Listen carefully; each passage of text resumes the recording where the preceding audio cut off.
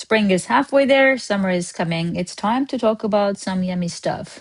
But before that, we'll be talking about when to eat them, how to eat them, okay? In Master Azerbaijani word of today, you have seher yemeği. Seher yemeği. Seher yemeği is breakfast. Yeah, we're going to start with breakfast. Some phrases first and then sentence examples. Phrases first.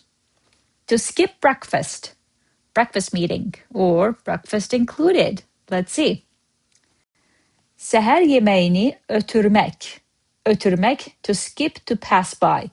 Seher yemeğini ötürmek. You're right. Seher yemeğini ötürmek is what you say. Breakfast meeting, seher yemeği görüşü. Görüş is a meeting. Seher yemeği dahildir is breakfast included. Dahil. Include, dahildir is included. All right? Now, let's discover some sentences. First one. İşe tələsdiyim günlərdə belə sağlam qalmaq üçün səhər yeməyi yeməkdən imtina etmirəm. Çünki günün qalan hissəsində diqqətimi toplamağa da kömək edir. Now, let's see what does this mean. It's a long sentence. We're going to break it down and then translate as such.